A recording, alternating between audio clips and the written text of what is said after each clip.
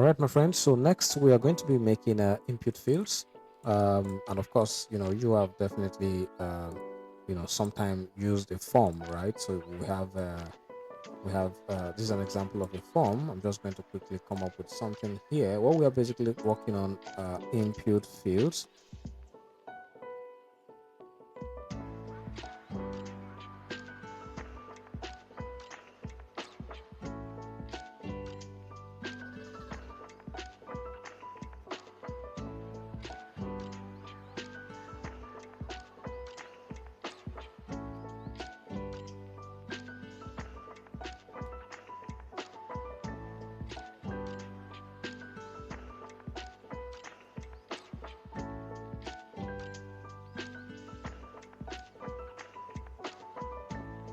Okay, so I wanted to apply the shadow effect, right on the frame. So yeah, right now I can basically bring back that stroke. Yeah, so I have create account, and in here I can design the input fields. Okay, so let's start by dropping this down to regular. So we want to have our input field span here. Start with first we'll have the email, and next we'll have the phone number. What I'm simply going to do is to um,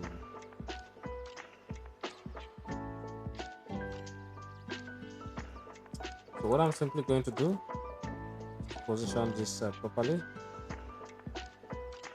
So let's have email. I'm going to use auto layout here.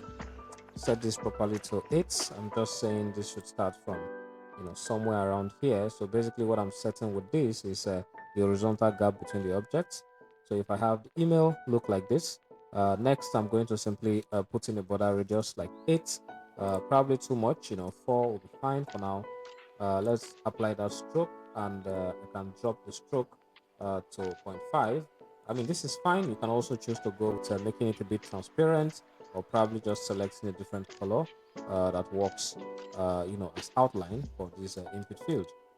All right, so now we have the email. We can simply say eg uh, um, johndoe@gmail.com. We can duplicate this, set the label, so this can be our label email address. Of course, our label can actually include icons as well if necessary. So we can simply have maybe 16 by 16 right here for the icon. Use auto layout to basically group things together here, right? So, and I can set that to 8 pixels. So now I have email, and duplicate this, give me password. So I have password right here, and here we can just have the hidden password info.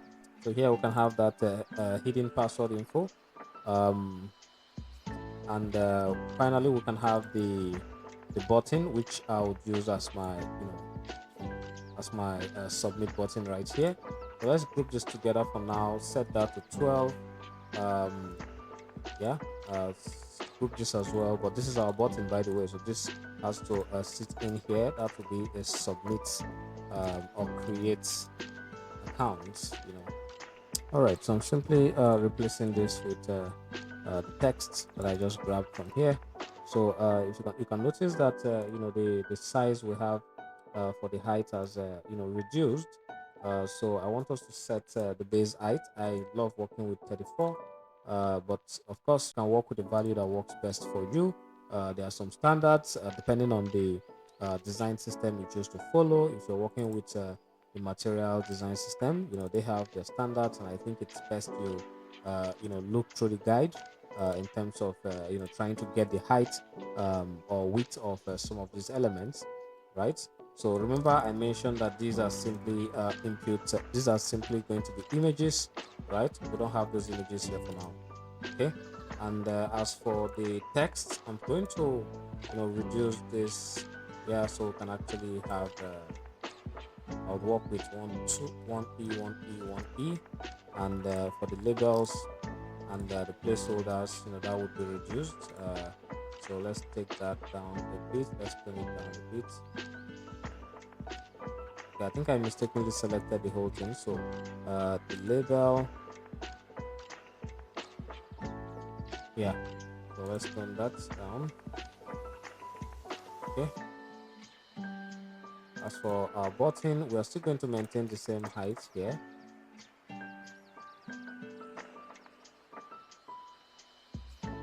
All right, so our height is 34. Let's go ahead and set 34 for this. We'll take off the stroke and we'll apply a fill of probably blue. I think blue is fine, so let's go with blue. Let's go with this.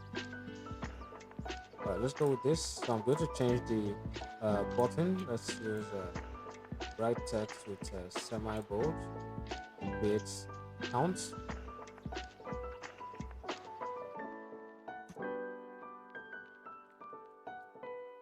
All right, so now I have everything center aligned here.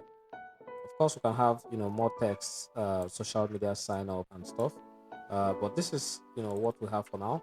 There are different types of input fields, by the way. So what we're simply using right now is the regular text input. Of course, you can learn to work with other text input types. I'll show us another example shortly.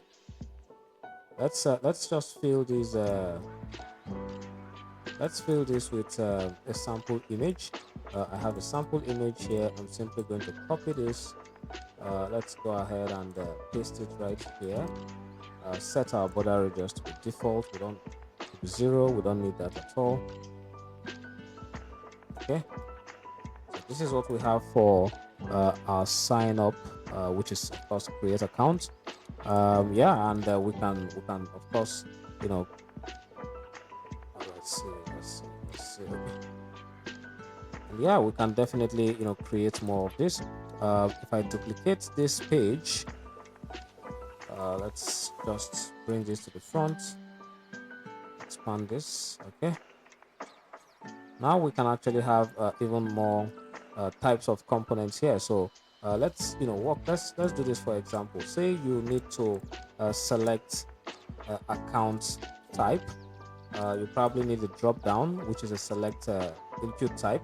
Let's try to create that drop down toggle icons. What I'm going to do is to set up the layout grid, basically because I want to be able to get this right. So I'm going to measure things properly using the layout grid. I'm going to apply another layout grid this time around. I would set that to rows, right, just to position things properly here. Okay, so now I'm going to draw this.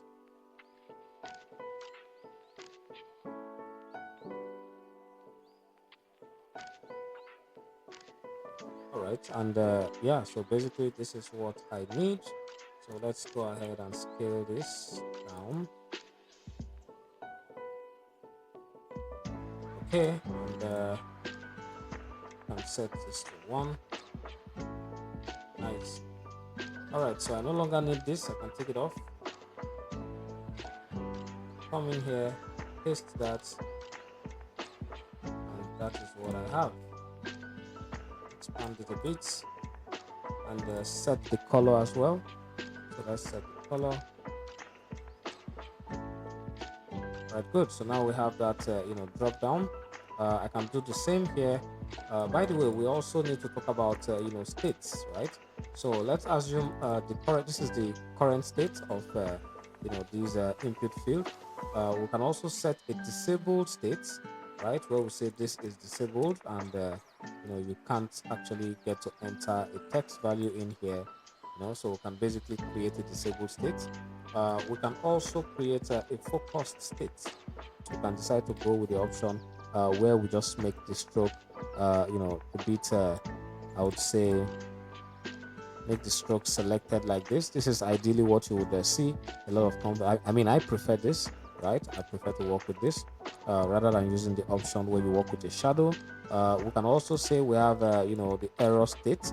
Probably we don't enter enough password information that is required. Probably we don't follow the standard password case or configuration. We can proceed to set um, a button option to say we have an error, right? So we can say this basically means there's an error, right? This is focused, and when you're done typing in this information, this would change pretty much, back to what we had earlier. After which you proceed to enter the password, and if the password is not, if it does not meet the requirements, we get this error saying, you have to check and fix that. Okay, so you can have different states, for your input fields. You just need to understand, some of these things. So we have the default state, we have the focus state, which is what I explained earlier. This is the focus state right here. We have the disabled state, right? We have the hover state, and yeah, we have the error state. If it's successful, you can also set, the stroke to something that can depict, success, if you want to do that, right? But yes, you can work with several states, and these subtle differences will definitely improve the overall user experience. So thanks for watching, guys. This was a bit longer than expected. I'll see you in the next video. Have fun.